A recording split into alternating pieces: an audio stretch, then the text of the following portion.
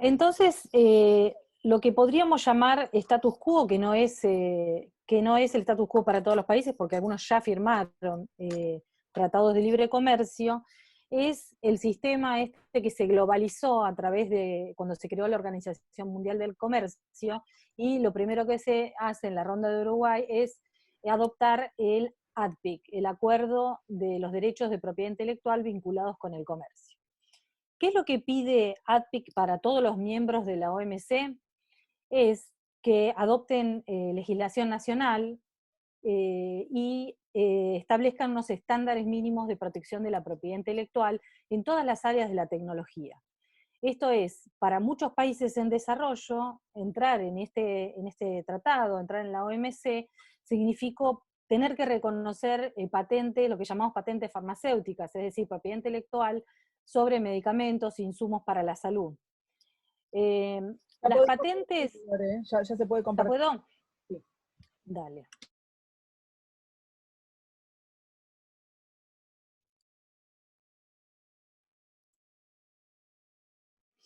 Bueno, y como les decía, el ADPIC, este acuerdo internacional sobre propiedad intelectual, sobre todos los ámbitos de la tecnología, en el marco de la OMC, impone a los países miembros que adopten legislación nacional para reconocer las patentes farmacéuticas, que básicamente lo que son títulos de propiedad que otorgan derechos exclusivos, y esto es que puede el titular de la patente excluir a otros de fabricar, comercializar o importar los productos que están patentados. Por un mínimo, porque establece los estándares mínimos de protección, el ADPIC, por un mínimo de 20 años. 20 años es una vida. Esto lo que hace es que la empresa detentora de la patente tenga un monopolio legal para vender su producto y establecer, bueno, el precio que mejor que le convenga. En el caso de los productos farmacéuticos, esto tiene un gran impacto en la salud, porque, bueno, al aumentar el precio de los medicamentos hace que las personas no lo puedan comprar, ni tampoco los estados que tienen la obligación de garantizar el acceso a los medicamentos y de garantizar la salud pública. Entonces, para ejemplificar un poco, para no hacer tan aburrido el tema y ponerlo un poco más en dinámica, ¿qué es lo que pasa cuando llega la pandemia del COVID? Bueno, la pandemia, cuando llega, se encuentra con este sistema ya en implementación. Y desarrollar una tecnología nueva, ya sea un tratamiento, una vacuna, lleva mucho tiempo. Con lo cual, lo primero que hicieron las empresas es intentar empezar a probar para este nuevo coronavirus las drogas que ya estaban desarrolladas o que ya estaban en el mercado. Entonces, por ejemplo, tenemos, bueno, ¿cuál es la situación de estas drogas? Están bajo el sistema de patente. Hay una de las drogas, lopinavir ritonavir, de marca comercial Caletra, que es de Abbott, una empresa, que este medicamento hace muchos años que está en el mercado y que se utiliza para tratar la infección por VIH. Eh, el estado, la situación de patentes de este medicamento es distinta en distintos lugares del mundo. Por ejemplo, en Argentina nosotros hicimos un trabajo de oposición de patentes, si bien tuvimos unas patentes en algún momento, ya las mismas expiraron y están en dominio público. Pero esto no es la situación de todos los países del mundo. Por ejemplo, supimos que Israel tuvo que hacer uso de licencias obligatorias para poder hacer uso del opinavir ritonavir para tratar el COVID. Y también en algunos lugares todavía hay solicitudes pendientes. El caso por ahí más ejemplificativo de lo que hacen las empresas con este sistema de patentes es el caso de la hidroxicloroquina, que muchos de ustedes deben haber escuchado nombrar, que también se probaba para tratar el COVID, y que es una droga, que la droga base está en el mercado desde hace 70 años. Entonces uno se pregunta, ¿cómo puede ser que se esté hablando de derechos de patentes? O, por ejemplo, que cuando la empresa salió y dijo, bueno, nosotros vamos haciendo un mecanismo de lobby comercial, nosotros vamos a ceder nuestras patentes para que la puedan usar para el COVID y cosas así, y en realidad es porque la empresa, ahora que está probando la misma droga que ya probó para otras, o se está usando, digamos, para otras enfermedades, la prueba para nuevos usos. Hay algunos países, en Argentina esto no se permite, pero hay algunos países que permiten volver a solicitar una patente, dijimos por 20 años, para segundos usos, para usos, por ejemplo, en distintas enfermedades. Para cada uno de estos usos le darían una patente. Y también tenemos las drogas, estas las que ya están en el mercado, por ejemplo esa, es un ejemplo nada más, no es la única. Y también las que están en ensayo clínico avanzado, como es el caso este del famoso Remdesivir, ya se hizo famoso, ya los asesores de Trump han estado hablando de lo maravilloso que es este medicamento para tratar el COVID. El Remdesivir tiene algunas patentes ya otorgadas en el mercado internacional, o sea, en distintos países, y algunas con varias solicitudes de patente pendientes. A mí me gusta mostrar este cuadro que muestra las patentes que ha solicitado la empresa Abbott o AbbVie hoy sobre este lopinavir, ritonavir que recién les contaba, esta droga que se viene usando para VIH y ahora se está usando como prueba, se está probando para el COVID. Fíjense ustedes que acá es solamente el ejemplo de 7 patentes que se presentan, pero hay, dicen, más de 200. Fíjense que la empresa pide, en la primera línea vemos una patente sobre ritonavir separado, sobre compuesto base. Luego pide sobre polimorfos, también pide sobre lopinavir, el compuesto base, luego pide sobre polimorfos de lopinavir, y luego empieza a combinar, digamos, ambos medicamentos y pide otras patentes sobre las combinaciones. Entonces, si uno ve el año en que fue presentada la primera patente sobre que bloquearía, digamos, lopinavir ritonavir, porque fue sobre el ritonavir, es más o menos en 1989.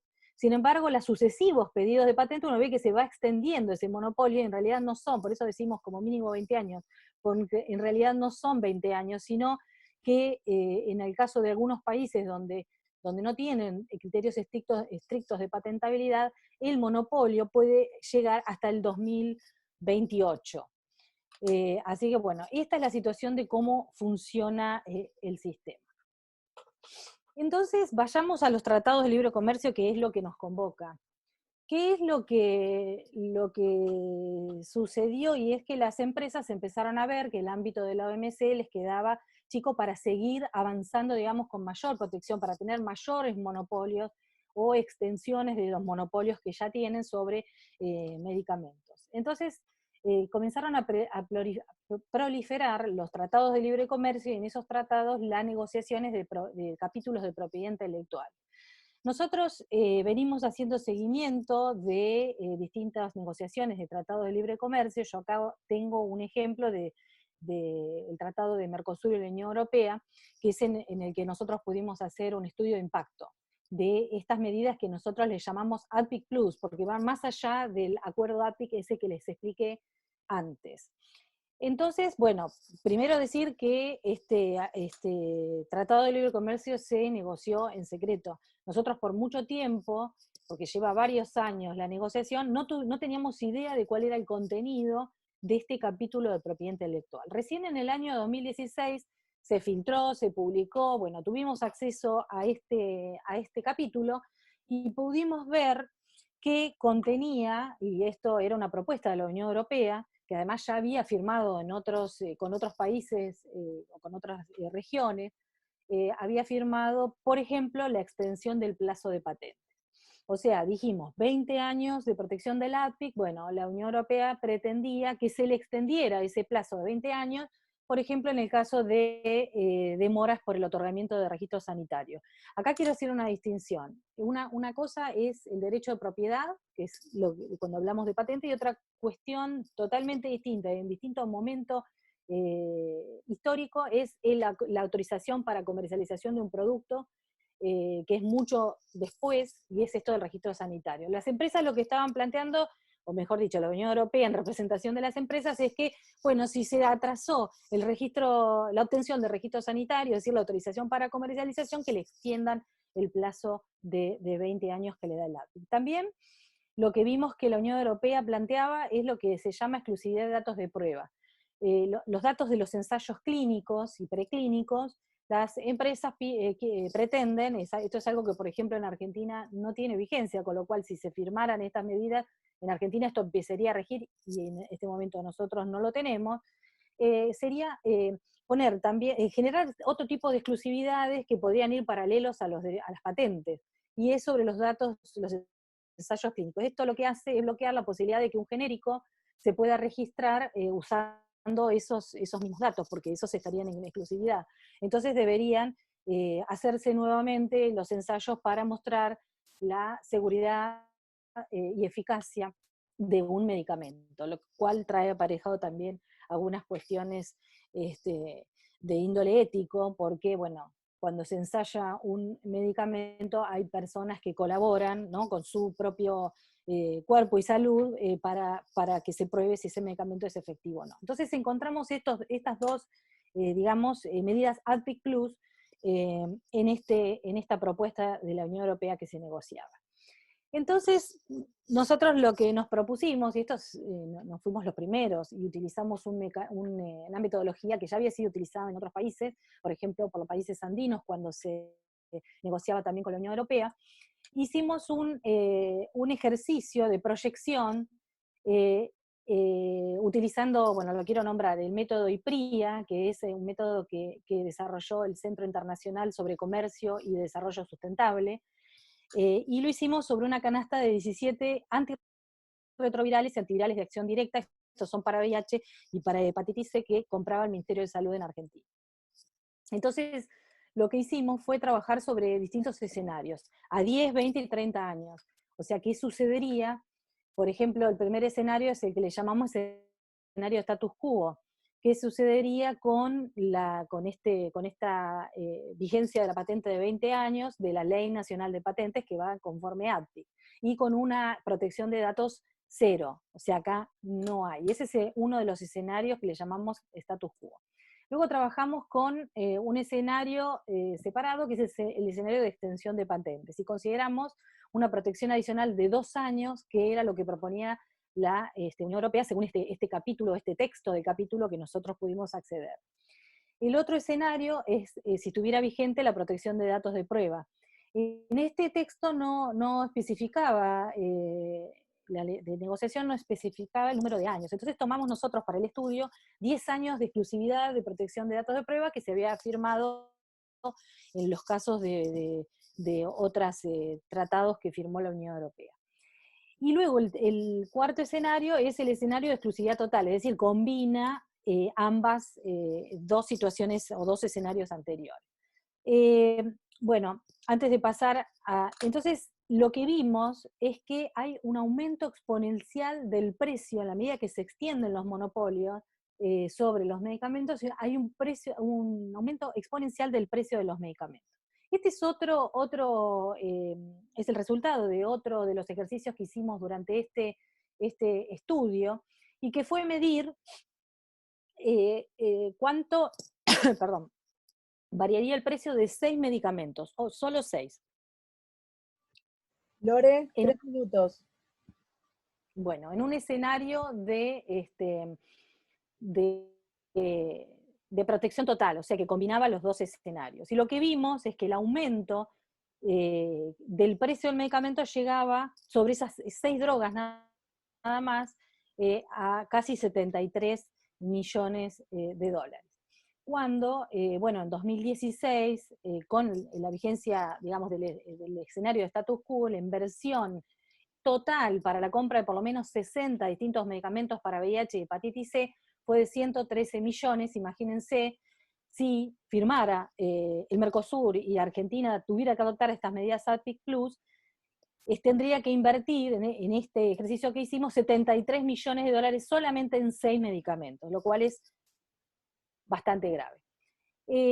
Yo voy a cerrar la presentación con unas recomendaciones, porque como hace un ratito nos decía Pedro, que mal lo que es el panorama, cómo vamos a hacer, y realmente yo creo que la pandemia del COVID nos trae un montón de situaciones de mucha complejidad y de dolor y de muerte, y, pero también nos trae, creo yo, lo tenemos que ver en términos de oportunidad.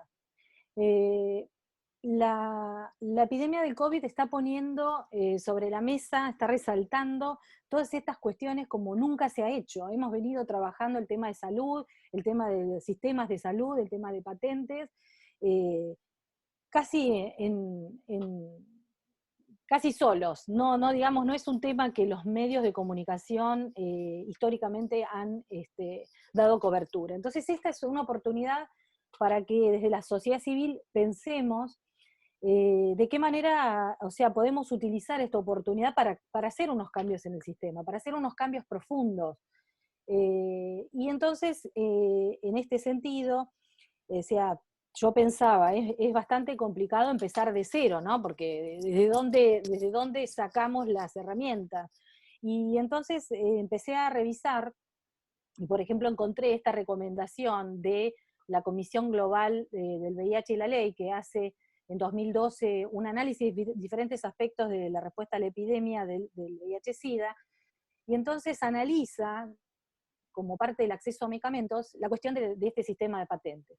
Y la recomendación que hace la Comisión es que los estados deben suspender de manera urgente la aplicación del ATPIC en relación a productos farmacéuticos. Esto se dijo en 2012 y fue tomado de una manera central para que en su momento, en 2015, Ban Ki-moon, el ex secretario general de Naciones Unidas, cuando llama al panel de alto nivel sobre acceso a medicamentos e innovación, se basa en esta recomendación.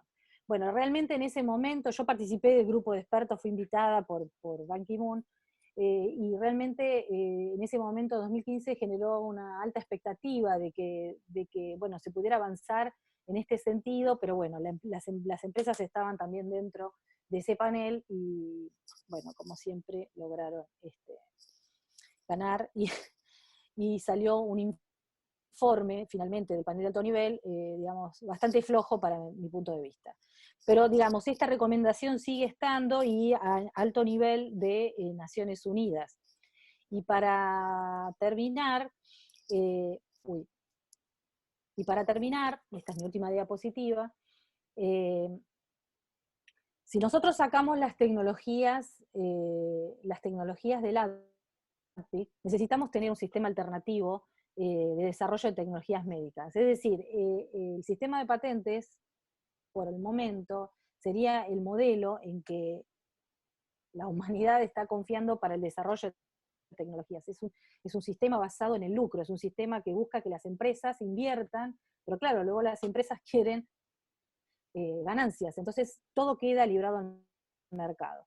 En el ámbito de la Organización Mundial de la Salud, hace años se viene discutiendo un modelo de investigación y desarrollo que está basado en la inversión pública, es decir, el rol del Estado no solamente debe ser de retirarse durante la inversión para el desarrollo y luego comprar tecnologías caras e inaccesibles, sino que también debe involucrarse en la etapa de ese desarrollo haciendo una fuerte inversión.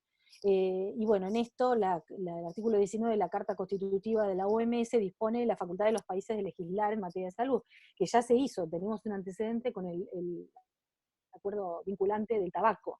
Así que bueno, esta es la recomendación, seguramente, y aquí termino, y seguramente Pedro va a poder ahondar un poco en estos temas. Muchas gracias. Ahora dejo de compartir, a ver, espérame que vuelve. Es apretar el cosito rojo. Muchas gracias, Lorena. Bueno, ahora está funcionando todo bien, así que vamos avanzando. Le damos la palabra entonces a Ana Romero. Anita, adelante. Presentate, por favor. Gracias, Luciana. Gracias en realidad por la organización. Creo que esto marca el inicio de esta serie de webinars en torno a los temas de libre comercio en el marco del trabajo que viene haciendo la plataforma América Latina Mejor sin TLC, de la cual además RedG, como bien lo dijiste, pertenece a la plataforma, ¿no? La RedG es una red peruana de varias organizaciones que venimos desde hace unos 11, 12 años haciendo seguimiento a algunos de los acuerdos comerciales que hemos firmado, y digo algunos porque en realidad Perú y junto con Chile son de los que más creo que han firmado, más tratados de libre comercio han firmado, pero hemos seguido algunos de los tratados y algunos de los temas también, porque son muchísimos, ¿no? En esa medida, feliz de estar acá, además agradecer a Vanessa por la organización de este Zoom. Yo tengo algunos elementos y voy a tomar algunos elementos de los que Lorena ha mencionado, pero un poco poder aterrizar un poco en Perú, dado que estamos diferentes países. Me pareció clave hablar mucho también, hablar un poco de nuestro país. Y este vínculo y oportunidad, y ahí coincido con Lorena en el marco de la pandemia, ¿no? Yo recuerdo que estaba en Argentina en el evento que tuvimos en marzo, cuando empezaba a hablarse un poco más fuerte sobre el coronavirus en este lado de la región, ¿no? La pandemia en enero, en febrero, se veía como algo muy lejos, ¿no? Se hablaba de una ciudad, de Wuhan, una ciudad china, que además muchos ni siquiera teníamos idea cómo era, dónde estaba exactamente, ni nada, y se hablaba de esto de una gripe un poco más fuerte, más contagiosa, ¿no? Y se restaba la importancia que tenía, y que además la veníamos comparando, muchos de nosotros además lo hicimos en nuestras redes, con enfermedades como el dengue, ¿no? Que en este lado del planeta eran como más fuertes, habían muchos casos y además ya habían muertes, ¿no? Entonces no merecía mucha relevancia este tema del COVID para algunos, ¿no? Sin embargo, conforme ha ido avanzando la enfermedad, hemos ido viendo los impactos, ¿no? Impactos en Europa, sobre todo, y viendo y notando que era inevitable ya la llegada del coronavirus a la región, surgen los principales temores, ¿no? Y los principales temores en realidad se centraban básicamente en nuestro propio sistema de salud. Desde el 6 de marzo que se presentó el primer caso en el Perú, al día de hoy, en el caso peruano, tenemos más de 65.000 casos, 1.889 fallecidos exactamente, y considerando que en el Perú tenemos 30 millones de habitantes, tenemos por el momento poco más de 900 camas de UCI para todo el país, de las cuales 774 ya están copadas, solo quedan 197. ¿Y por qué lo menciono? Porque esto tiene un significado muy claro, ¿no? Considerando que estamos incrementando los casos notablemente, a pesar que muchas veces se menciona en la reacción de Perú como eficiente y medidas económicas como ejemplares, lo cierto es que nosotros tenemos unidades de cuidados intensivos muy deficientes, tenemos una crisis, y todos estos datos que les menciono evidencian una crisis de un sistema que ya estaba colapsado antes del COVID, ¿no? El sistema peruano no se colapsa con el COVID, sino ya viene de muchos años, ¿no? No hay camas, no hay equipos médicos, no hay medicamentos, que no solo para el COVID, sino para otras enfermedades, y no hay ni siquiera suficientes profesionales, ¿no? El temor, el mismo que de muchos países de la región. Se aumentan rápidamente los casos, los pacientes y las pacientes no pueden ser atendidos, ¿no? E inevitablemente, ¿qué significa esto? Pérdida de vida. Evidentemente, la pandemia necesita una respuesta inmediata, eso es indudable. Hay una emergencia, nuestros gobiernos de la región en mayor o menor medida están atendiendo esta crisis, ¿no? Como decíamos, para retrasar los contagios, para poder manejarlo dentro de los sistemas débiles que tenemos, ¿no? Pero lamentablemente esta reacción ha dejado de atender otras necesidades que también coexisten en este sistema, ¿no? Pacientes con diferentes dolencias que vienen sufriendo por años nuestro sistema débil de salud, hoy tienen mucho más carencias y no están siendo atendidos. Y ese es, digamos, el marco de nuestro sistema de salud, un marco general para que tengan una idea de dónde estamos parados acá, ¿no? Pero la pandemia, sin embargo, y ahí digo que coincido con Lorena, creo que pone varios temas sobre la mesa, ¿no? Aunque suena un poco extraño, yo sí creo que constituye una oportunidad para poder hacer algunos ajustes a los temas vinculados a salud y acceso a medicamentos, ¿no? Para hacer, más que ajustes, cambios reales, cambios estructurales en las políticas y que no solo se busque apagar incendios, como al parecer está sucediendo en muchos momentos, ¿no? Me pedían un poco enlazar esto con este momento, esta coyuntura, con los temas vinculados a los acuerdos comerciales y como sabemos permanentemente los acuerdos comerciales se negocian sin considerar las vidas, ¿no? Yo creo que ese es un tema que siempre hay que decirlo, ¿no? Los acuerdos comerciales no solamente ponen en juego aranceles, intercambios, sino ponen en juego las vidas humanas de los ciudadanos y ciudadanas de nuestros países. Se negocian colocando además los derechos de las grandes empresas transnacionales, de la gran industria, en este caso podríamos decir farmacéutica, por encima de los derechos de las personas, ¿no? Y siempre encuentran formas de vulnerar nuestro derecho a la salud y nuestro derecho a la vida, creando, ya como mencionaba de alguna manera Lorena, nuevos monopolios, limitan el ingreso de competidores en los medicamentos, permitiendo además a las empresas, a toda esta gran industria farmacéutica, a que pongan los precios que les da la gana, los precios altos, que finalmente no solo perjudican a ciudadanos y ciudadanas, o al ciudadano a pie, como le llamamos nosotros acá, sino que también perjudican a nuestros gobiernos, ¿no? Es una cosa muy extraña, es como que nuestros gobiernos propios se pusieran cabe, ¿no?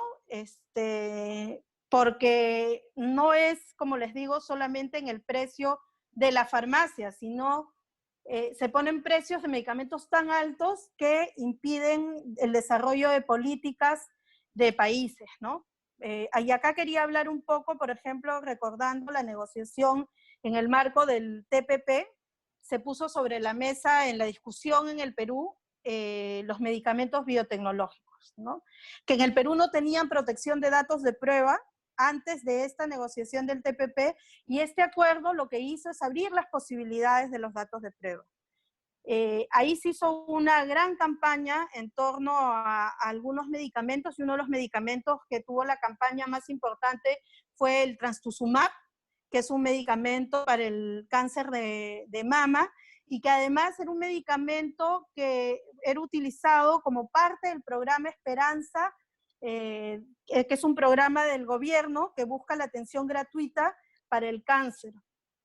Este medicamento, cuyo precio unitario es de 5.860 soles, que son más o menos $1.800, su fabricación cuesta más o menos $30. Eso en el momento que hicimos la campaña en el 2017, ¿no?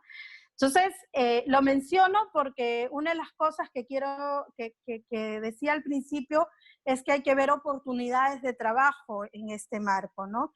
Y por eso menciono esta campaña, porque fue clave para que el Ministerio de Salud, o por lo menos un sector del Ministerio de Salud, sí lograra pronunciarse en contra de este acuerdo y ejercer algún tipo de presión, ¿no? Si bien el gobierno en general lo firmó y aprobó el TPP, que aún está por discutirse en el Congreso, lo cierto es que esta campaña hizo mucha fuerza para que por lo menos un sector más sensible del Ministerio de Salud pudiera plantear algún tipo de posición. Y ahí quiero también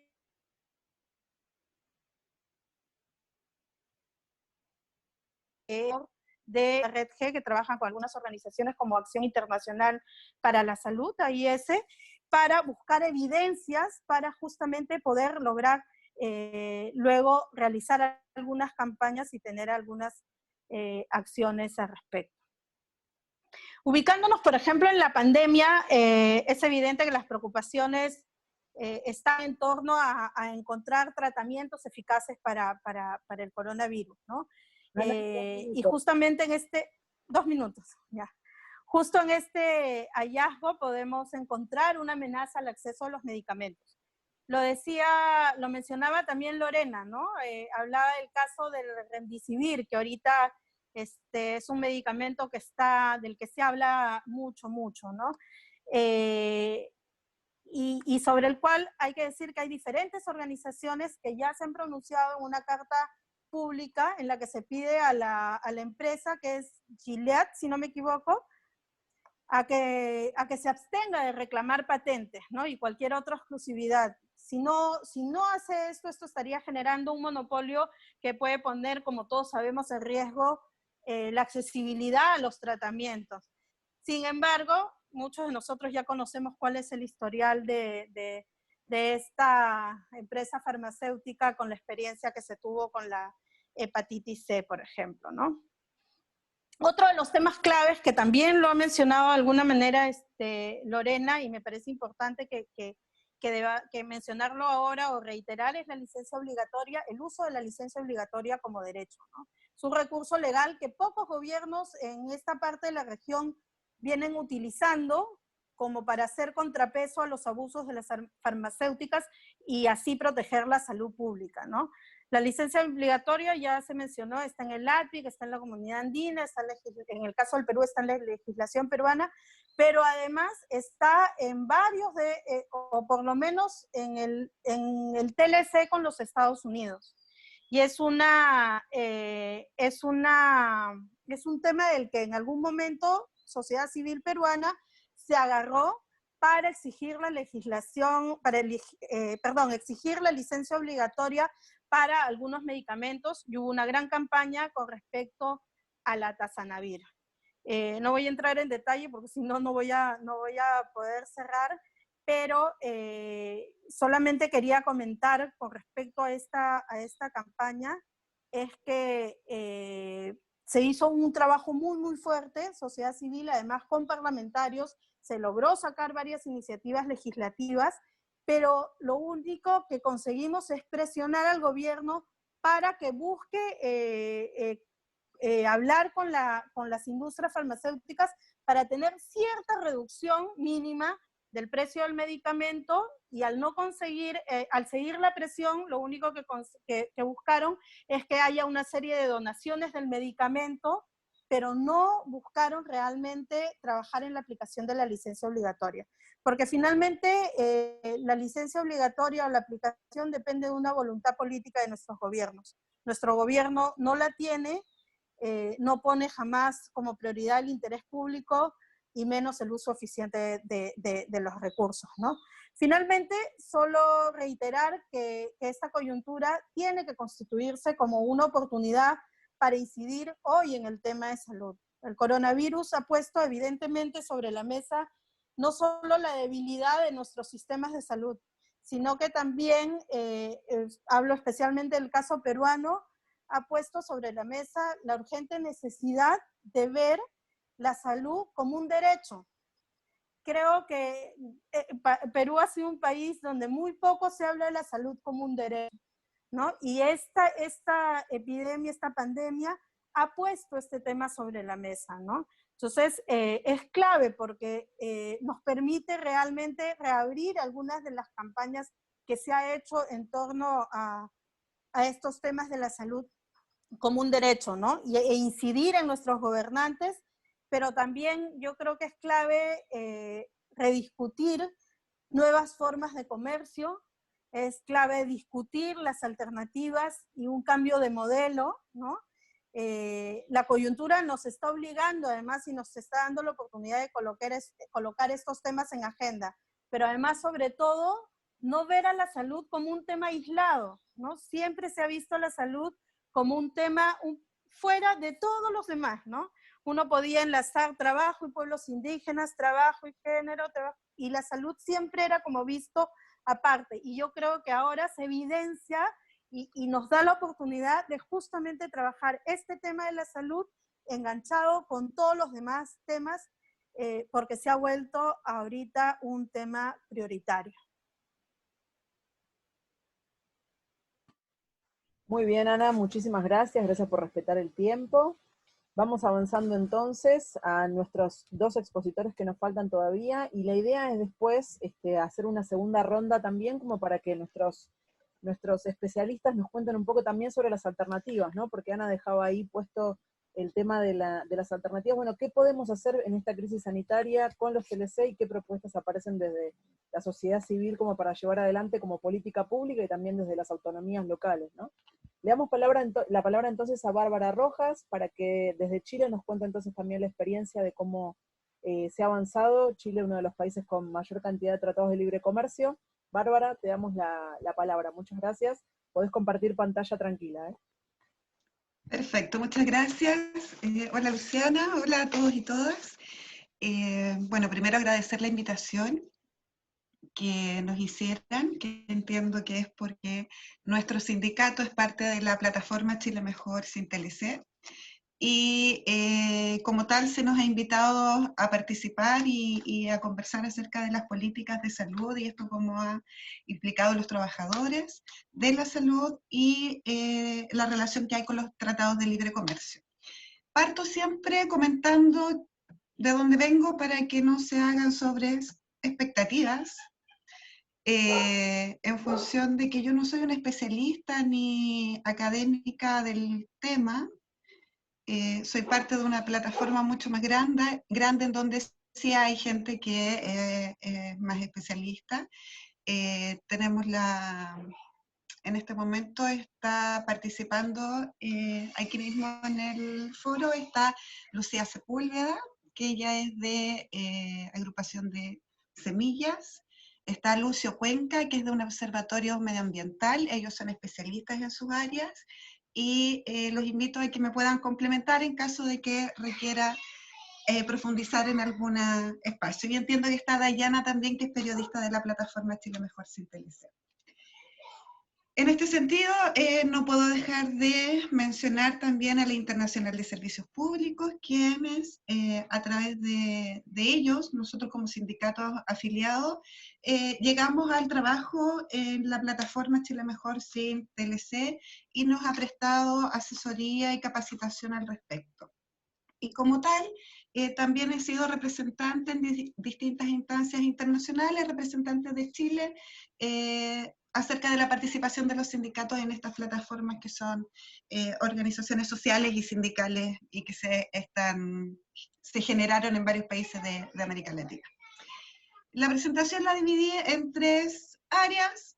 Primero, no podemos dejar de mencionar en qué contexto social nos encontrábamos en Chile, desde octubre del año 2019, que en Chile, como ustedes saben, hubo una efervescencia social, Chile despertó, Chile salió a las calles, esto generó distintos cambios, distintas formas de movilización, se preveía que en marzo iba a haber un repunte de la movilización social, lo cual todos sabemos que no sucedió debido a que llegó el primer caso en los primeros días de marzo a Chile, y eso cambió también las prioridades, y por supuesto tenemos toque de queda, y tenemos hoy día a los militares, las boinas negras en las calles, lo que imposibilita la movilización social también, tanto por el tema epidemiológico sanitario como por un tema práctico de que no dejan reunirse en las calles, y también por medidas de sanidad.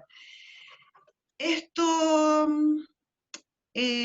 también se generó el día 17 de octubre, el TPP estaba en la Comisión de Constitución de la Cámara del Senado, que fue el último trámite que tuvo en el Parlamento, y hoy día está listo para ser visto en sala en cualquier momento cuando el gobierno le ponga prioridad. Y en producto de la movilización social, en noviembre del año pasado se generó un acuerdo que ha sido criticado, y generó que la movilización social también tuviera una cierta fisura en función de quienes nos encumbramos en el proceso constituyente y quienes mantuvieron un poco más de resistencia y que hoy día y que todavía se mantiene.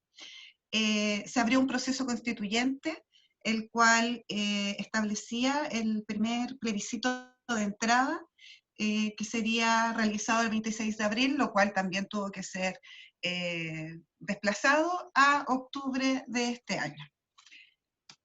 Después una situación epidemiológica breve de cómo estamos, las políticas del gobierno y lo que me toca de cerca como sindicato de la salud, los casos que tenemos de funcionarias y funcionarios de la salud relacionadas al COVID-19. Y por último, la organización de resistencia en el sentido de cómo seguimos trabajando, con quienes nos estamos relacionando.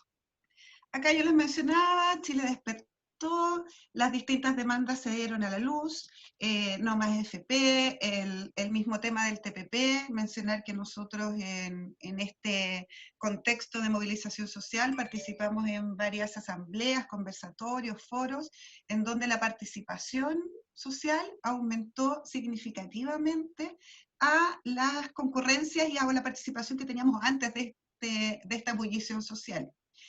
Y era así que se logró poner en la mesa temas que antes no se ponían o no se conversaban. Lo cual personalmente igual generaba una gran satisfacción de que hoy día por fin sentíamos que lo que estábamos conversando estaba llegando a la gente de a pie, a los ciudadanos y a los pobladores, a las distintas instancias, estudiantes, etc. Pero llegó el coronavirus a principios de marzo. Bueno, antes de eso, el trámite legislativo del TPP, como ya les mencioné, el 17 de octubre se votó en la Comisión de Constitución del Senado. Hoy día está listo para ser aprobado en votación plenaria. ¿Qué pasa con el Acuerdo de la Paz, que fue en noviembre, que finalmente se plasmó en una ley que establece el mecanismo del proceso constituyente, la ley 21.200, que aparte de establecer el mecanismo, deja un candado, que tiene que ver directamente con los tratados de libre comercio. Y esto es que deja explícitamente ingresado que el texto de la nueva Constitución que se someta al plebiscito deberá respetar el carácter de República del Estado de Chile, su régimen democrático, las sentencias judiciales firmes y ejecutoriadas y los tratados internacionales ratificados por Chile y que se encuentran vigentes. Ahí dejaron el amarre, eso quedó en la ley, y eso es un desafío que tenemos que derrumbar. Acá están las nuevas fechas del proceso constituyente para octubre del 2020. En temas epidemiológicos, de cuáles han sido las políticas de gobierno o la estrategia sanitaria del gobierno para hacer frente al COVID, la teoría que ellos han impuesto es la inmunidad de grupo en estado natural de circulación del virus. Para nosotros, la inmunidad de grupo es una estrategia de alto riesgo, en especial para las poblaciones más vulnerables y quienes están en un grupo de mayor riesgo, los grupos de adultos mayores o las personas que tienen enfermedades más críticas. Y esto ha hecho ver porque aumenta la carga asistencial del sector público y del sector privado, por cierto, de salud, de la red en general, pero ya estamos empezando a ver que algunos servicios de salud, algunas zonas específicas ya están colapsando, ya no dan suficiente abasto con la capacidad de camas críticas, con los ventiladores mecánicos, y el tema de los ventiladores mecánicos ha sido gran tema en cómo enfrentar la pandemia. Es un misterio finalmente cuántos ventiladores mecánicos tenemos, cuántos van a llegar, cuántos se compraron. Inclusive se hablaron de una donación de ventiladores mecánicos de China, lo cual finalmente se desmintió, y lo que vemos hoy día de que independiente de la cantidad que tengamos y de que si podemos ocuparlos o no, en las camas críticas necesitamos, al igual que como Ana mencionaba, el recurso humano capacitado para utilizar estos equipamientos que son de especialización, que no son simples capacitaciones, y hoy día el gobierno es lo que está haciendo, capacitar online a profesionales o a funcionarios que van a trabajar en áreas críticas, lo cual también nosotros hemos denunciado que no corresponde. Acá vemos un gráfico de el aumento de los casos nuevos desde el 3 de marzo al 10 de mayo, no alcanzamos a incluir los de hoy, pero aquí vemos claramente cómo vamos en aumento y que no tenemos una meseta como el gobierno ha querido establecer. ¿Qué ha pasado con cómo el gobierno ha enfrentado el COVID-19? Ha develado cuáles son los problemas del sistema de salud chileno. No podemos decir que esto nosotros no lo habíamos mencionado. Los sindicatos hemos tenido una especial relevancia del sector público de salud en denunciar cuáles son las faltas y las falencias del sistema público de salud chileno, del sistema de salud chileno en el cual vemos tres grandes áreas: una fragmentación, segmentación de la atención de salud, mercantilización y lo que hemos denominado el hospitalocentrismo. Primero, ¿por qué una fragmentación, segmentación? Porque la Constitución chilena lo que permite es libertad de elección para la atención de salud. Y eso significa que existe una atención para ricos y una para pobres, una atención para mujeres y otra para hombres. Y hay una dificultad para articular los distintos niveles porque tienen distinta administración además. La atención primaria tiene administración municipal y la atención secundaria o hospitalización tiene una administración centralizada de ministerio. En el tema de la mercantilización, falta infraestructura pública y formación especializada, y la inversión se rige por la lógica de mercado. Por ejemplo, el caso de los ventiladores mecánicos que yo les mencionaba, vemos que los proveedores son escasos. Acá en Chile se hizo una compra de estas gigantes que se dice que se hizo a inicios de marzo, en donde 3 proveedores son los que participan en las licitaciones. El sistema permite que se puedan hacer compras directas, y la monopolización de precios se ha visto notoriamente cómo han aumentado los precios ahora en la pandemia. Inclusive el mismo subsecretario de Salud lo hizo público en una conferencia televisiva. Y respecto al hospitalocentrismo, esto se puede resumir en que el énfasis está más bien en curar que en prevenir, y por eso está más centrado en la atención secundaria que primaria. Esto demuestra cuál es nuestra falencia, que necesitamos incluir el derecho constitucional a la salud y que esté reconocido como un derecho humano fundamental.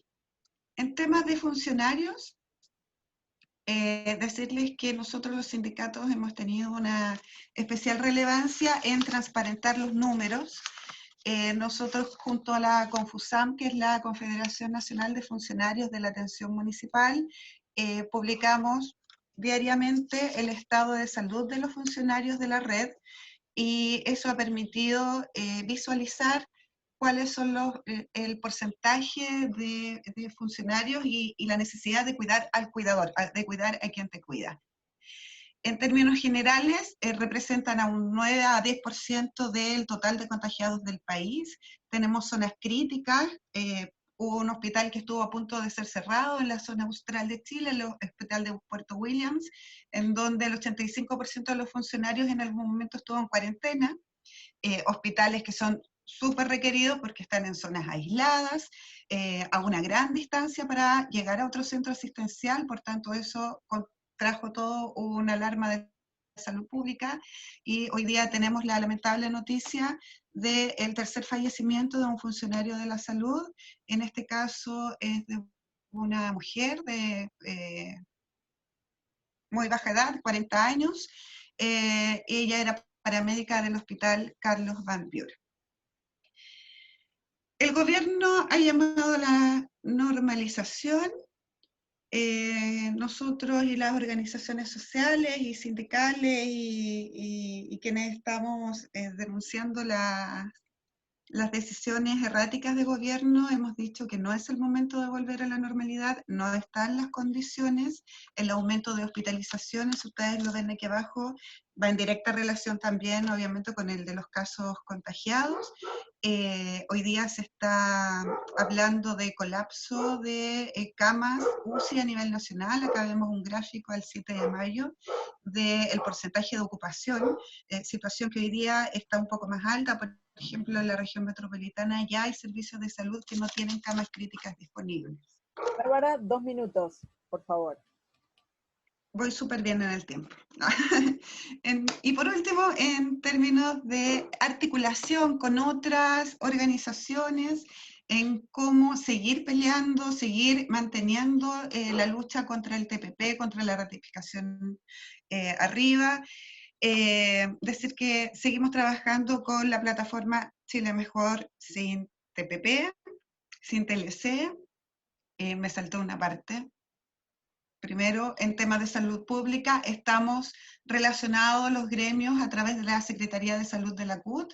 Hemos elaborado un documento que se ha enviado al gobierno, que tiene 5 ámbitos, y uno de los que más nos compete es el que tiene que ver con las políticas de protección a los trabajadores de salud, en donde una de las áreas más falentes desde el principio han sido las faltas de elementos de protección personal, faltas de camas críticas, equipamiento y hoy día de recursos humanos. La articulación de sindicatos también a través de la Internacional de Servicios Públicos, mantenemos reuniones periódicas como sindicatos afiliados a la Internacional, emitiendo declaraciones y, por ejemplo, acá también se articuló lo que fue la carta que propuso la ESP para suspender las negociaciones comerciales de la OMC durante la crisis. Y en el tema de la plataforma Chile Mejor sin TLC se ha tratado de rearticular porque en el contexto de que estábamos en una ebullición de movimientos sociales, muchas de las organizaciones que participábamos activamente empezamos a participar menos activamente porque nos enfocamos básicamente en nuestras reivindicaciones sectoriales. Y ahora, con mayor razón, al ser un sindicato de la salud, nos ha mantenido enfocados mayoritariamente a hacer frente a esta pandemia. Pero el tema de los tratados de libre comercio es un tema que sigue estando presente y sabemos la importancia de aquello y la plataforma lo sabe. Por tanto, se hizo una carta de invitación para reactivar a las organizaciones sindicales y sociales en el trabajo de la plataforma, y la semana pasada se realizó un conversatorio online en donde participaron 5 importantes panelistas, dentro de los cuales aquí tenemos a 2 presentes, que es Lucio Cuenca y Lucía Sepúlveda. Por el área de salud estuvo Tomás Lagomarcino, que él es un médico de la Fundación Equidad, y aquí yo quería resaltar el trabajo también que se ha hecho respecto a las licencias obligatorias. En marzo de este año, auspiciado por la Fundación Equidad, la Cámara de Diputados presentó una resolución para presentar, para exigir, para solicitar al gobierno, al presidente de la República y en específico al Ministerio de Salud, que declare existencia de razones de salud pública para la concesión de licencias no voluntarias contempladas en el artículo 51 de la Ley sobre Propiedad Industrial. Esto tiene que ver con lo que Lorena mencionaba al principio y lo que Ana también desarrolló respecto a las licencias obligatorias. En Chile no tenemos experiencia en ese tema.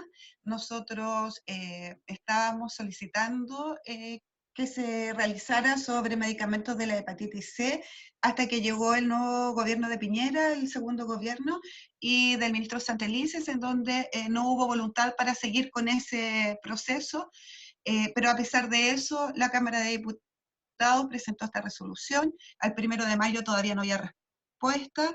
La Fundación Equidad sigue insistiendo, y la idea de esto es generar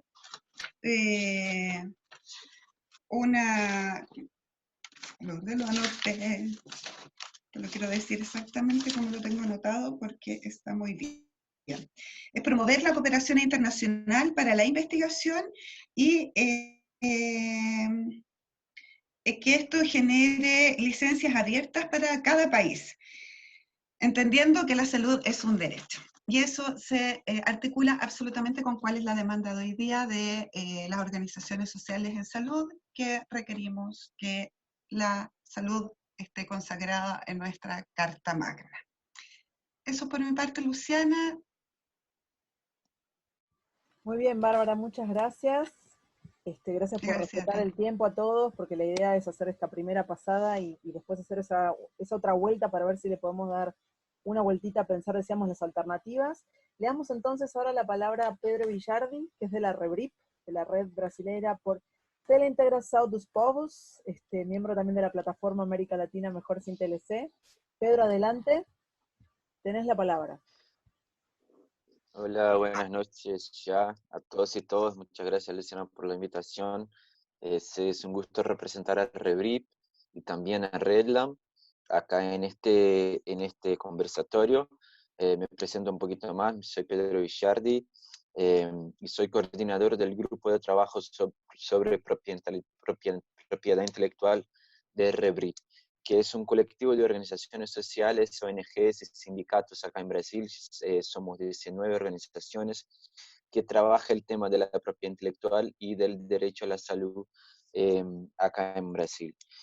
Bueno, las noticias de acá no son buenas, ya pasamos de 160.000 casos de COVID-19 acá en Brasil, ya pasamos de 11.000 muertes y hay mucha subnotificación.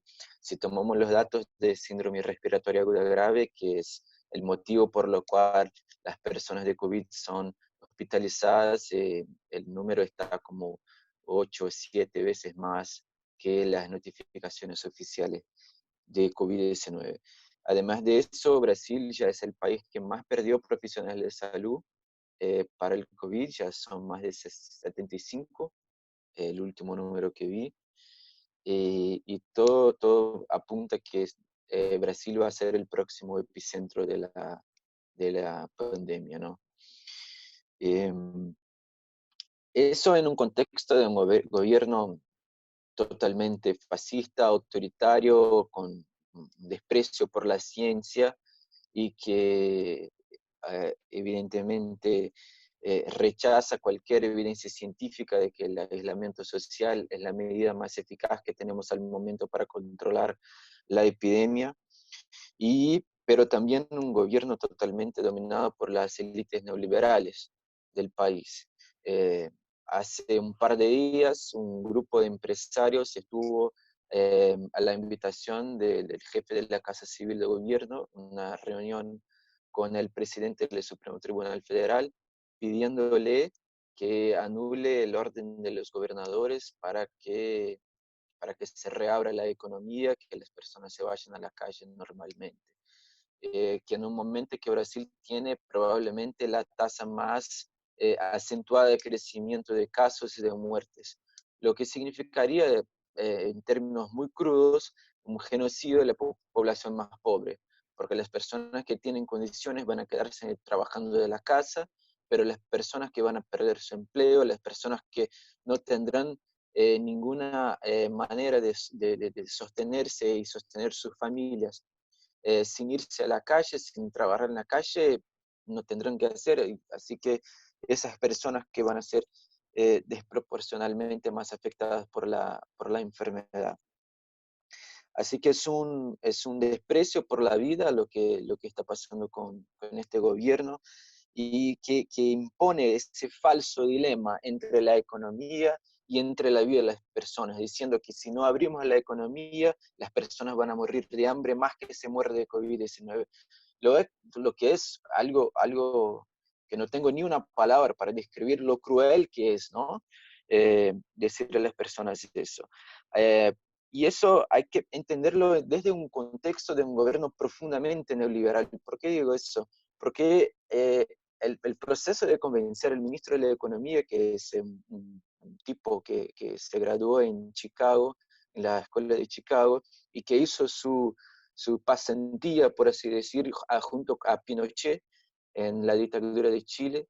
Llevó un montón de tiempo a notar que tenía que gastar plata del Estado para sostener a la gente, que la gente pudiera quedarse en la casa y no salir a la calle a trabajar. ¿Y por qué digo también del marco profundamente neoliberal desde el golpe del impeachment de Dilma Rousseff en 2016? Porque se aprobó luego después la enmienda constitucional 95, que es el congelamiento de los gastos en salud, educación y seguridad social, que dice que el gobierno solo puede gastar lo corregido por la inflación. En términos reales, eso quiso decir que Brasil ya perdió más de 20.000 millones de reales en el sistema de salud. Y eso se verifica de manera muy clara en el contexto del coronavirus. O sea que la primera lucha del movimiento social es decir que todas las vidas valen lo mismo, que no es porque, según dijo un operador del mercado financiero, que el pico de la epidemia ya pasó en las clases más ricas, que podemos volver al normal, que podemos, ¿no? No, no podemos. La epidemia está como mostrando de una manera muy, muy clara las desigualdades de Brasil. La tasa de mortalidad por 100.000 habitantes en los municipios más pobres llega a 43 personas por 100.000 habitantes, mientras que en barrios más ricos de las grandes ciudades de Brasil, la tasa llega a 8 o 9 personas. O sea que hay una desigualdad muy grande en Brasil y eso está desnudado por esta pandemia. Y hay también el tema de la disponibilidad de camas de UCI, que habló la compañera, que hoy una de las principales campañas es de hacer una fila única, ¿no? Que no se diferencie las camas privadas de las camas públicas. En Brasil hay mucho más camas públicas que camas privadas, pero la población que las camas públicas tienen que entender la población es mucho más que la población que las camas privadas tienen que atender. Así que ahora que ya hay más camas privadas vacías, sería justo que se hiciera una fila única, porque es impensable que una persona que necesita de un respirador, que necesita de cuidados intensivos, muera en su casa o en la calle simplemente porque un hospital privado no abrió sus puertas para esa persona. En el contexto de pandemia tenemos que darle duro a esa desigualdad entre las personas que pueden pagar seguro privado y las personas que dependen del sistema público de salud. Y de hecho, la situación de Brasil no es peor que tenemos ahora, justamente porque en Brasil hay un sistema público universal y gratuito que garantiza la asistencia a la salud en todos los niveles de atención para todas las personas de Brasil. Es un derecho constitucional. Y eso fue un resultado de muchos y muchos años de lucha. Así que Brasil no tiene un colapso social peor de que lo que ya tenemos ahora, y es justamente por nuestro sistema público de salud. ¿Y qué tiene que ver eso con los tratados de libre comercio, no? Los tratados de libre comercio, en nuestro punto de vista de REBRIP, que intenta trabajar el tratado de libre comercio en la perspectiva de los derechos humanos, los tratados reducen el horizonte político de las opciones políticas que un gobierno tiene. Y además de las comparaciones que mostró Lorena, que son datos muy fuertes que tenemos que tener en cuenta en este contexto de pandemia, quisiera traer dos cláusulas que la Unión Europea intentaba imponer a los países en desarrollo cuando negociaba los tratados de libre comercio. y esas cláusulas que le daba a las corporaciones superpoderes frente a los estados y frente a las poblaciones. La primera era la cláusula inversionista, la cláusula inversionista Estado, ¿no? De disputas, ¿no? Y de arbitraje privado. Y la segunda es la prohibición de licencias obligatorias, ¿no? En los textos que fueron leaked, que tuvimos acceso de negociaciones de la Unión Europea con otros países en desarrollo, había la prohibición de licencias obligatorias y muchos países ya firmaron la cláusula inversionista Estado de arbitraje privado. ¿Y por qué eso son dos temas muy importantes? Y ahí llego un poco en la estrategia, nuestra estrategia de GTPI Rebrip en el contexto de pandemia. ¿Qué podemos nosotros hacer en ese contexto? Y vuelvo al tema de la licencia obligatoria que hablaron todas las compañeras que hablaron antes de mí, ¿no? Muy inspirados por la experiencia de Chile, que fue muy rica. Nosotros solicitamos a la Comisión de Diputados que está trabajando en el tema del coronavirus una indicación parlamentaria, es el nombre de la figura jurídica acá en Brasil, una indicación parlamentaria del Congreso de Brasil al Ministerio de la Salud para emitir licencias obligatorias a todas tecnologías de salud útiles para el enfrentamiento del coronavirus. Los miembros de la comisión externa les pareció bárbara la idea y nos pidieron que editáramos un proyecto de ley. Así que en colaboración con los diputados escribimos el proyecto de ley que ahora tramita en el Congreso de Brasil. ¿Y qué tiene de especial ese proyecto de ley? Dos cosas. La primera es que roga la licencia obligatoria a todas las tecnologías de salud que son esenciales para el enfrentamiento de la pandemia. O sea, respiradores, vacunas, diagnósticos, medicamentos, cualquier tecnología que sea efectiva está licenciada obligatoriamente en Brasil. O sea, no hay monopolios sobre estas tecnologías. Y la segunda es que ese proyecto de ley vincula las licencias obligatorias a la declaración de emergencia sanitaria, que fue una cosa que ya pasó en Brasil. Hubo un pedido del Ejecutivo para que se declarara la emergencia sanitaria que fue sancionado por el Congreso de Brasil. O la declaración de pandemia por parte de la Organización Mundial de Salud. O sea, se está tramitando, todavía hay un camino un poco largo que tenemos que caminar, pero es una iniciativa muy importante que me parece que le da a Brasil más horizonte en términos de políticas públicas. Si estamos hablando de los tratados de libre comercio que hacen esas opciones de políticas públicas más cortas, más difíciles, ese proyecto de ley le da a Brasil más opciones en dos sentidos. La primera es que está comprobado por las proyecciones que hicieron las propias industrias farmacéuticas que ninguna industria farmacéutica será capaz de suplir la demanda global, sea de cualquier tecnología, sea de una vacuna. Por ejemplo, hay una vacuna siendo desarrollada por la GSK y Sanofi, dos grandes farmacéuticas que atienden el mercado global en un gran número de tecnologías, y ya anunciaron que serán capaces de producir 600 millones de dosis al año.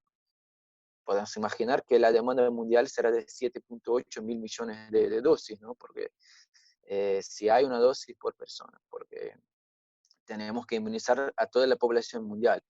O sea que es una oferta muy pequeña, y que si tenemos un monopolio sobre esa tecnología, si esa tecnología se prueba como una tecnología efectiva, y si hay un monopolio, tenemos seguro que ninguna persona de nuestros países de Latinoamérica será podrá acceder a esa vacuna, porque seguro que se quedará todo en Europa, en Estados Unidos. Pedro, Y 2 el otro, minutos. dale, ya termino. Y el otro es ese medicamento que habló Lorena, el Remdesivir, que hay datos un poco polémicos sobre él, pero que mostró que reduce un poco el tiempo de internación, lo que en tiempos de colapso del sistema de salud no estaría tan mal, pero hay que fijarse mejor. Gilead ya divulgó lo que podría producir Remdesivir y no alcanza la demanda mundial. Así que si nuestros países, además de todo el fortalecimiento de las medidas de aislamiento social, fortalecer el sistema de salud, fortalecer las medidas de protección social en términos de seguridad social, es aprobar leyes que hacen más rápida la emisión de licencia obligatoria para que nuestros gobiernos y nuestros ministerios de salud tengan muchas opciones de compras y mismo la capacidad de producir esas tecnologías en nivel nacional. Así que bueno, puedo hablar un poquito más en la próxima ronda y también en el debate. Muchas gracias. Gracias, Pedro, buenísimo. Me parece que hemos tenido 4 exposiciones que nos dejan bastantes elementos. Yo pensaba algunas cosas como para resaltar. Se habló de los tratados de libre comercio, pero se hizo un buen encuadre también con respecto a la Organización Mundial de Comercio, porque hay países como el caso de Brasil, que no tiene tratados de libre comercio todavía. Caso de Argentina también, digamos, no con estas restricciones. Se hizo referencia, Lorena hizo referencia al acuerdo Mercosur-Unión Europea, que me parece importante resaltar que por más de que parece que no es tan tremendo el capítulo de propiedad intelectual, todavía está en etapa de revisión técnica, y sabemos por experiencia que los acuerdos en la etapa de revisión técnica también se modifican, o sea que no es que está cerrado tampoco ese capítulo, por lo cual para países como Argentina, Brasil, Paraguay, Uruguay, es un tema para tener sin duda como ahí en alerta, ¿no? Así que eso es importante. Se hizo entonces referencia al tema de ADPIC, ¿no? De la Organización Mundial de Comercio como gran marco para este avance de la extensión de patentes, y cómo eso ha generado ese nuevo marco, digo, ya lleva 25 años el marco de la Organización Mundial de Comercio, poniendo estas reglas que benefician a las corporaciones farmacéuticas, y cómo esto tiene un impacto sobre el entendimiento, tanto el caso de lo que planteaba Bárbara, bueno, lo que plantearon los cuatro también, ¿no? Ana también planteaba esto, es decir, bueno, tenemos estos tratados de libre comercio que lo que han hecho es avanzar en la mercantilización del sistema de salud, y esto ha generado que en el momento de la crisis, esto explotó en la cara de todos, volvió a poner el tema de la crisis sanitaria sobre la mesa, sobre los medios de comunicación, algo que, como ustedes dijeron, no se trabajaba y que ahora aparece con fuerza, pero volvemos a decir, ¿no? Que muchas veces falta ese vínculo entre entender ese marco que son estos tratados que ponen este candado, como dijeron ustedes, o que blindan políticas de salud que tengan que ver con avanzar en derechos humanos y no con los beneficios para las corporaciones. Entonces, en ese marco tan complicado que tenemos, yo lo que quería era ahora pasar a una segunda vuelta, pero quizás insistirles en que hagamos un trabajo de, un esfuerzo. Me parece que estamos en un momento en el cual a 25 años de tratados de libre comercio en América Latina tenemos que hacer el esfuerzo de decir cuáles son los puntos, ¿no? Pedro cerró con algunos de esos puntos y algunos ustedes lo mencionaron, pero a ver, podemos decir, bueno, a ver, ¿cuáles serían los elementos? Entonces, ¿qué es lo que hay que hacer en este contexto, no? Bárbara decía, bueno, el Chile despertó, pero de todas maneras lo que nos encontramos es que el Congreso generó este blindaje diciendo la nueva constitución de todas maneras tiene que respetar todos los tratados internacionales que firmó Chile, que eso incluye los tratados de derechos humanos, pero también todos los tratados de libre comercio, incluso el TPP, si el TPP fuera en este momento aprobado, ¿no? Así rapidito, si lo quisieran hacer, o quizás nunca, ¿no? Quizás quede ahí dando vuelta, pero también entraría como ese blindaje a entender a la salud como un derecho. Entonces, ¿qué es lo que nosotros podemos proponer dentro de eso, ¿no? Como para salir con una postura fuerte también desde nuestras organizaciones y salir a decir, bueno, esto es lo que deberíamos estar haciendo, tanto desde la política pública como desde las autonomías locales, o cómo podemos entender a la salud de otra manera, ¿no? Entonces, quizás provocar discutir, quizás estamos en el momento en el cual todo nuestro conocimiento técnico y político, obviamente, puede ser el momento para ponerlo ahí sobre la mesa y discutir fuerte con los sectores que quizás invisibilizan o quieren pasar rapidito el tema de la crisis sanitaria. Si les parece, damos una vuelta rápida, unos 3 minutos más o menos, yo sé que es casi imposible, pero plantear así algunos puntitos que podamos sacar de este atolladero en el que estamos. Vamos entonces de vuelta con una pasada rápida, y después tenemos un ratito, quizás nos tomamos unos 15 o 20 minutos más de esta actividad, y abrimos también algunas preguntas o comentarios que haya, pero no queremos dejar de resaltar y de dejar asentadas algunos temas de las alternativas. Lore, te damos la palabra. Ay, bueno, en 3 minutos, ¿cómo hago? ¿Cómo hago? Bueno, una cosa a la que quería volver y resaltar es algo que planteó Ana, que es el tema del costo de producción y el precio que tienen las tecnologías médicas. Y hay una publicación muy reciente de la Universidad de Liverpool que indica que todas estas drogas que se están usando para tratar el COVID podrían tener un costo de producción de $1 o menos por día, lo cual esto es bastante importante para que comencemos nuestros diálogos políticos con nuestros gobiernos. Por otro lado, también a mí me parece que, bueno, en realidad la respuesta a la pandemia se está dando como desde lo nacional.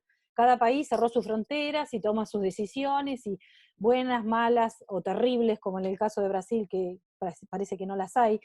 Pero lamentablemente cuando hablamos de patentes, que es el tema creo que central de los tratados de libre comercio y la salud, tenemos que ver que estas normas son globales, estamos hablando de una normativa global. Por eso a mí me parece que en el sentido que yo recomendaba, tendremos que ver cómo cambiamos el sistema al tiempo que también trabajamos dentro del sistema con las herramientas del sistema, como es esto que hablaban los compañeros de licencias obligatorias. Las licencias obligatorias están dentro del ADPIC y están dentro de las leyes de patentes, con lo cual no tenemos otra que usar las herramientas que tiene el mismo sistema, que tiene el sistema de protección, pero también de salvaguarda de salud. Nosotros acá también, en este trabajo que nos toca a nivel nacional, también estamos haciendo oposición a las solicitudes de patentes que pretende Chile sobre Remdesivir. Pero eso es largo de contar, solamente nombrarles. Entonces, en el ámbito global, yendo a esta reflexión, tenemos que evitar, porque lo primero que sucedió, casi que no sabíamos lo que nos pasaba individualmente, y ya teníamos activistas más que nada de países del norte proponiendo sistemas voluntarios de licenciamiento de tecnologías para el COVID. Esto es, por ejemplo, muchos de ustedes habrán visto el caso de que Costa Rica le pide a la OMS que genere un pooling de tecnologías, patentes, know-how, qué sé yo. Todo lo que eso implica, que es mucho más que el pool de las patentes. Pero mi reflexión en relación a eso es, y con lo que me vi también teniendo que resolver si firmaba o no esa carta de adhesión. Es decir, a mí me parece que un sistema voluntario solamente lo que tiende es a mantener el status quo. Es decir, para cuando termine la pandemia, las empresas, si esto es voluntario, las empresas van a volver a tener el mismo poder que tienen ahora. Y vuelvo a decir, para mí la pandemia es una oportunidad para hacer un cambio de sistema, porque está todo a flor de piel, está todo sobre la mesa. El sistema de patentes, este sistema de ADPIC sobre tecnologías médicas está fracasado. No nos está dando tecnologías nuevas como habían prometido. Es puro abuso de este evergreening que mostrábamos, puras patentes sobre los mismos productos que ya tenemos aún en dominio público. Y entonces, en esto, volver a insistir sobre las 2 recomendaciones que di, es muy difícil partir sobre la nada, y ahí hay dos líneas que podemos trabajar, y es la recomendación de la Comisión Internacional del VIH y la ley, que dice hay que sacar las tecnologías médicas del ADPIC, y a su vez trabajar en paralelo y a nivel global, y esto tenemos que encontrar ahí, veo a un compañero del grupo de organizaciones que estamos por el Tratado Vinculante de Transnacionales y Derechos Humanos en el marco del Consejo de Derechos Humanos de Naciones Unidas, y podemos tomar ese ejemplo como para trabajar dentro de la OMS, pidiéndole a nuestros gobiernos que tomen el liderazgo. Sabemos que algunos pueden ser más potables que otros, pero tomen el liderazgo de dar un debate global de tener un sistema alternativo para el desarrollo de tecnologías médicas, tener más inversión desde el ámbito público, que el rol del Estado también esté en ese momento inicial y no solamente en el momento de comprar tecnologías caras. Y ahí termino. Lorena, maravilloso, gracias por la claridad y ahí justo el argumento. Le damos la palabra a Ana. Ana, si te parece también. Sí, claro. ¿Me escuchan? Un poco difícil tener una respuesta tan concreta como Lorena, no logro, pero algunas pistas, digamos, ¿no? Creo que una de las cosas lo comentaba hace un momento, que era ver esto de la salud, esta discusión de la salud como más articulada con los otros temas, ¿no? En ese sentido, como mencionaba, la crisis del coronavirus nos está dando esta oportunidad para poder vincular mejor el tema de la salud con otros temas que siempre han estado articulados, pero que lamentablemente los hemos estado viendo muy separados, ¿no? Temas, como decía, mujer, pueblos indígenas, empleo, extractivas, que son necesarios verlos articuladamente de hoy en adelante, ¿no? Más vinculado con los acuerdos comerciales, o sea, la verdad es que me gustaría decir, hay que despedirnos de los acuerdos comerciales, ¿no? Pero los tenemos, es un poco difícil.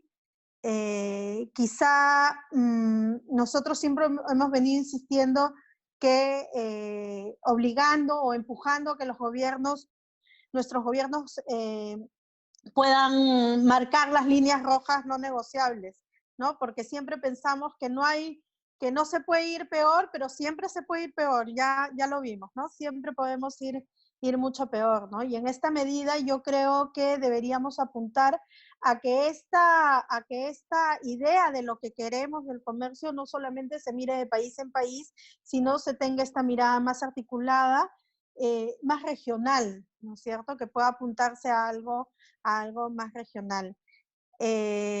Citando a Roberto López, que muchos lo conocen, él es de Acción Internacional para la Salud y ve todos estos temas de acceso a medicamentos, él menciona, ¿no?, que el coronavirus ha desnudado el sistema, ¿no? Entonces, hay que aprovechar eso también, ¿no? Y hay que empezar a desnudar algunos actores en este escenario para poder tener algunas propuestas un poco más concretas, ¿no? Y finalmente yo creo que nosotros tenemos que apuntar a que nuestros gobiernos miren este tema de la salud como un derecho, como ya lo hemos mencionado acá, ¿no? Nuestros gobiernos tienen la obligación de garantizar el derecho a la salud, ¿no? No solamente en estos momentos de crisis, sino el después, ¿no? Ahora recibí hace un rato un documento, que es un documento gubernamental hecho por varios científicos sociales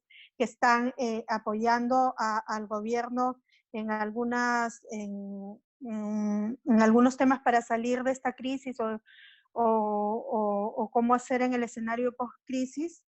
Y la verdad es que no lo he leído, son 174 páginas, lo he recibido recién, me fui de frente un poco a las conclusiones para ver, y no veo nada, no veo cambios realmente estructurales, ¿no? Esa es una preocupación, porque tienen que ver con cosas muy concretas que están vinculadas a vida digna, si quieres, cosas importantes también, pero no veo cambios realmente estructurales y cambios que propongan en el sistema, cambios de políticas que en realidad tengan un significado de un cambio real pasada la pandemia, ¿no? Y creo que hay que meterse en eso también, ¿no? Perfecto, Ana, muchas gracias. Bárbara, si nos podés aportar también desde la experiencia de FEMPRUS y de la plataforma chilena. Bueno, mi reflexión es más o menos similar a la de Ana, en función de que esta pandemia lo que ha hecho es visibilizar la profunda crisis que tenemos en el sistema de salud chileno. hay que verlo como una oportunidad para visibilizar y hacer más fuerza para cambiar el sistema y visibilizar cuáles son las falencias, cuáles son los principales problemas que hemos tenido. Tenemos allí algunas instancias de participación internacional, que por ejemplo la campaña de la ISP de servicios públicos de calidad, que siempre lo han dicho hace muchos años, de la importancia de los servicios públicos de calidad, pero hoy día queda más que demostrado. También recordaba la campaña que sacaron ahora, producto de la pandemia, trabajadores protegidos salvan vidas, en función de nosotros que somos los trabajadores de la salud. Si no estamos bien, si no podemos atender con las condiciones óptimas, o si no se nos hacen los testeos, testeos que sean, aunque sea testeo rápido, no estamos pidiendo RCP, pero sí un mayor rango de seguridad para el funcionario que está trabajando en el sistema en atención directa con los contagios, tanto por un tema de salud pública como también de la protección de las familias y de sus seres cercanos. Nosotros hemos implementado acá, por la situación geográfica de Chile, en donde hay establecimientos que quedan a mucha distancia de los lugares habitacionales, se han implementado residencias sanitarias en donde los profesionales de la salud no se van a sus domicilios, sino que se quedan ahí cuando están en turno, y de esa forma se protegen ellos y protegen también a sus familias, por el riesgo también de contraer la enfermedad en el traslado. Creo que esto nos va a ayudar para seguir con la campaña y por la lucha de incluir el derecho constitucional en nuestra Carta Magna, en nuestra Constitución, en el proceso constituyente, que no es lo que queríamos, pero sí hoy día nos abre la ventana a poder restaurar este derecho, como el derecho al agua también, que es único, que Chile, entiendo, es el único país que lo tiene privatizado. Y esto demuestra más que nada cómo las políticas neoliberales impuestas por la dictadura han desembocado en estas políticas y en esta situación que hoy día se demuestra que es un fracaso y que las leyes del mercado son las que rigen hasta con la salud y con la vida de las personas. Y eso creo que es nuestro desafío como organizaciones sociales también, de traspasar a la ciudadanía, a la sociedad, y hacer como más, que se sienta más en carne.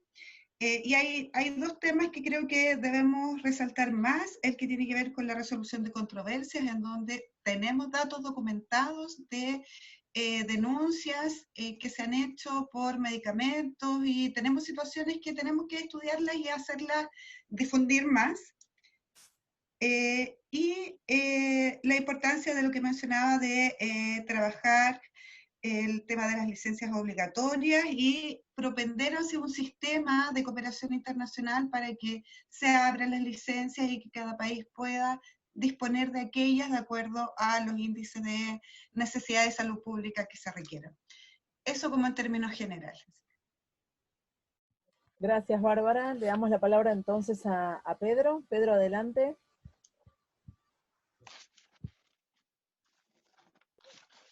Gracias. Muy rápido, Luciana. No estoy de acuerdo con todo lo que dijeron las compañeras, y quisiera recuperar un poco lo que dijo Lorena en términos de los monopolios y de las patentes sobre medicamentos. Estamos diciendo en nuestras comunicaciones sobre el proyecto de ley que las pandemias no comportan monopolios, pero de hecho lo que queremos decir es que la salud pública no comporta monopolios, y que es impensable que sigamos con ese modelo basado en el lucro, basado en el monopolio, cuando estamos frente a una pandemia de proporciones que más grande desafío que tenemos en este siglo.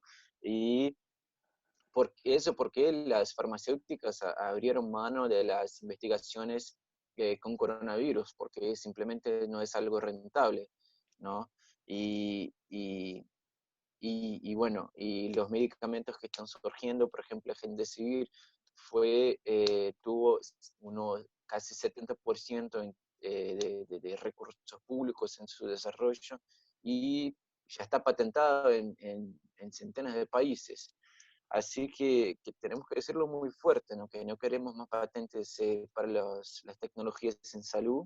Eso, la pandemia nos da esa oportunidad para probarlo, pero hay que seguir diciéndole después que todo eso pasar, ¿no?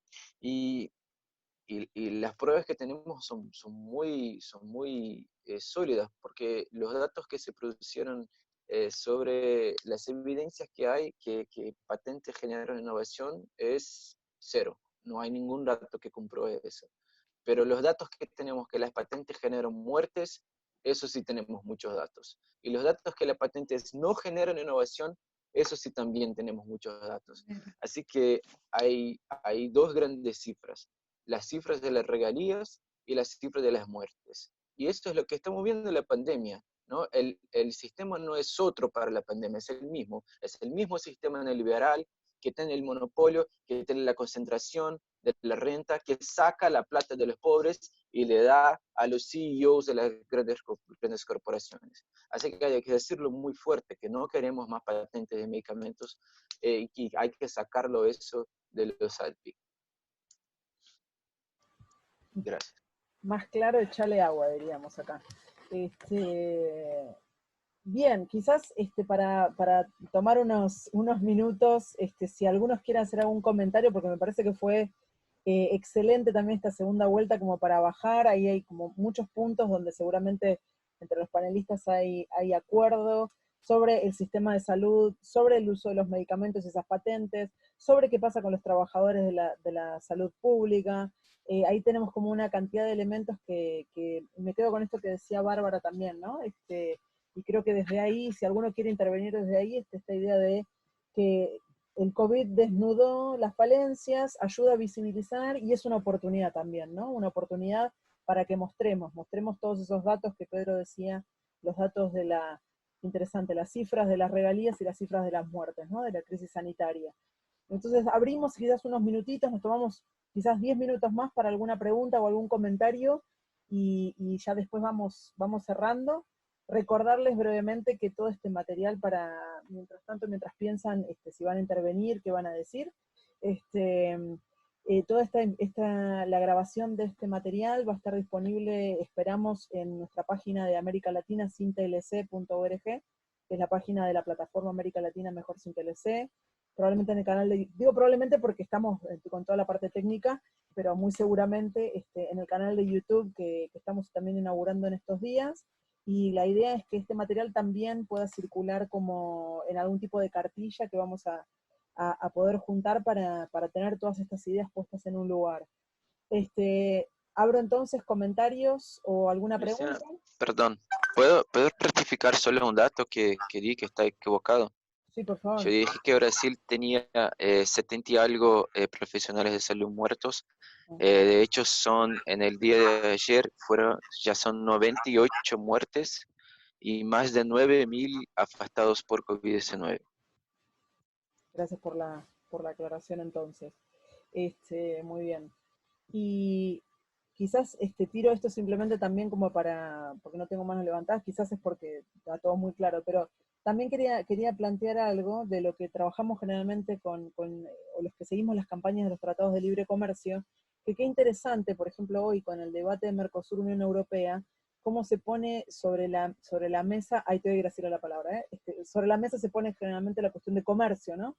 Los TLC como comercio, si el Mercosur sí, si el Mercosur no, y cómo ustedes están trayendo un elemento que es el corazón también del poder corporativo, de lo que implica este poder de las corporaciones farmacéuticas y sus privilegios, que también son parte de los tratados de libre comercio, que generalmente en la prensa o en los distintos documentos que uno encuentra no se discute desde ahí. Entonces cuando encontramos ahora, por ejemplo, y también es interesante porque acá hay mucha gente de las campañas contra los tratados, como cuando se habla de estudios de impacto, se le da el trabajo, acá en Argentina se está haciendo reuniones con economistas, ¿no? Y yo digo, los economistas, ¿qué es lo que van a medir? ¿Cómo van a medir la crisis sanitaria los economistas, ¿no? O sea, los estudios de impacto tienen que ser integrales. Nosotros podemos insistir con eso. Un estudio de impacto tiene que ser integral, no solo en términos de comercio, cuántas pymes se ven afectadas y de empleo. No es solo eso, sino que están todos estos otros elementos que son también corazón de de estos tratados, y tanto para Perú como para Chile el tema del TPP, que tiene ese leonino capítulo de propiedad intelectual, uno de los más fuertes quizás que hemos visto de todos los tratados de libre comercio, como se nota que es el corazón del tratado y no solamente la cuestión comercial que ya está liberalizada, ¿no? Entonces me parece también ese elemento interesante como para poner sobre la mesa. Tengo a Graciela que pidió palabra. Graciela, adelante. Está silenciada Graciela. A ver, está silenciada. Ahí va. Aquí. Sí, ahora. No, una pregunta que no tiene exactamente a ver con el tema patentes en sí, pero sí tiene a ver con la salud por el tema de los genéricos. He oído también que es un problema también de comercio. Las cadenas globales de producción de los insumos, en muchos casos, no solo en las medicinas, pero en muchos casos han sido cortadas. Este es un problema que lo tenemos que también pensar desde el punto de vista del comercio, ¿no? O sea, muchas cadenas se han cortado, de automóviles hasta electrónico, ropa, y también he leído algunas noticias sobre el caso de los genéricos. Y India, que es un gran productor de genéricos, parece, ha tenido problemas para producir algunos de los genéricos que están siendo también demandados en esta pandemia, porque no tiene esos insumos o porque, bueno, no sé si hay otros motivos, pero quería entender también qué es lo que está pasando con los genéricos, si también allí hay algún problema, si alguno de ustedes lo conoce. ¿Alguien que quiera responder ahí la pregunta de Yo Graciela? lo que en alguna conversación con, bueno, compañeros también de la India, lo que escuché relacionado con tu pregunta, Graciela, es que, bueno, como en todos los países, no sé, yo acá quiero ir a comprar cualquier cosa, hay desabastecimiento de los que no son productos esenciales, porque no, entonces también están afectadas estas industrias. Y bueno, y ese podría ser un caso. De todas formas, el tema o sea, y no solamente para COVID, sino también para VIH, para cáncer, para todas las otras enfermedades, también se está afectando por una cuestión de que paraliza la producción y la producción de todo. Y está vinculado también con el tema, no sé vos, Pedro, si podés decir algo del tema de cómo se va a suministrar, que es una pregunta que nos hacemos más allá de eliminar las barreras de patentes y demás, cómo se va a suministrar, eh, quién va a tener la capacidad para suministrar todos estos, o las vacunas, los medicamentos que se van a necesitar. Es un tema, sí.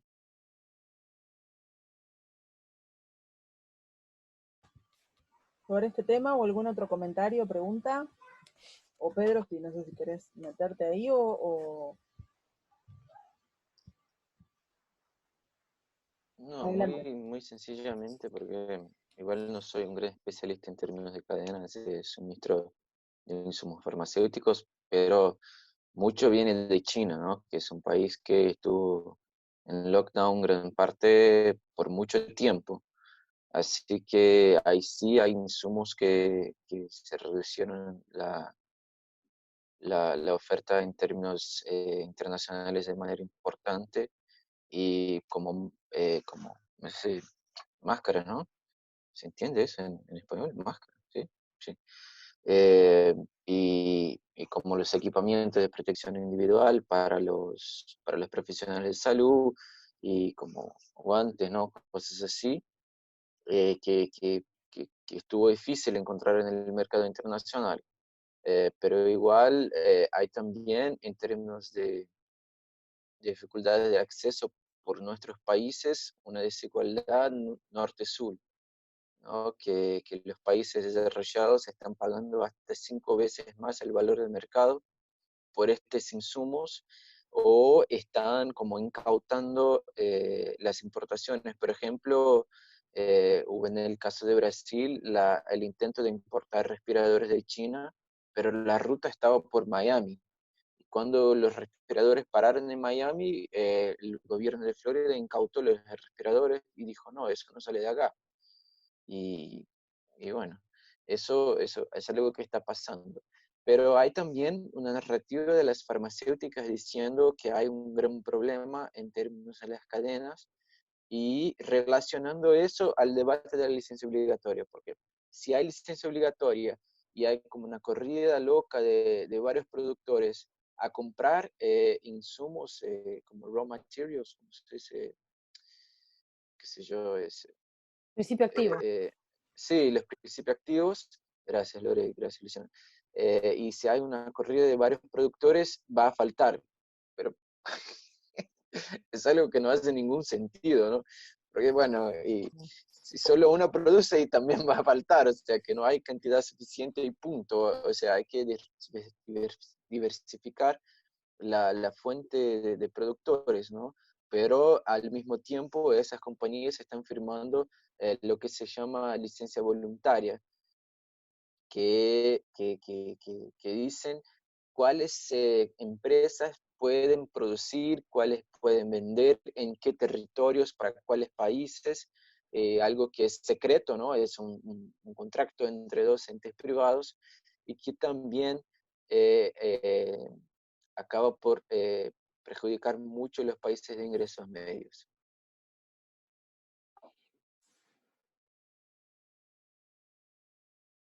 Muy bien. ¿Tenemos alguna otra pregunta, comentario?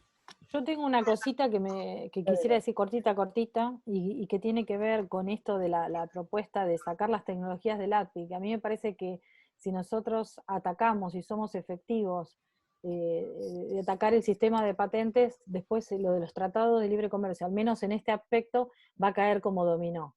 Porque si estamos hablando que traen extensión de los monopolios, bueno, ¿de qué monopolios si ya no existen? O sea, una cosa así.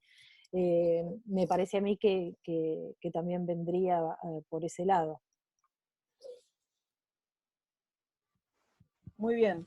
Creo que ya estando a, 2:10, pero con un interregno ahí en el medio, una pausa técnica de seguridad cibernética, creo que hemos dado una batería de elementos y me parece que yo quiero agradecerles en particular porque los cuatro han hecho un esfuerzo por buscar los puntos que son relevantes según lo que cada uno viene trabajando, pero han trabajado también tratando siempre de traer el tema de los tratados de libre comercio, que a veces es difícil, y ustedes son especialistas en el tema, conocen la importancia que tiene poner los tratados en el corazón del problema, y para poder atacar esos efectos hay que poner el ojo también en eso, en estos tratados que están dando vuelta y que no permiten el entendimiento de la salud como un derecho humano, ¿no?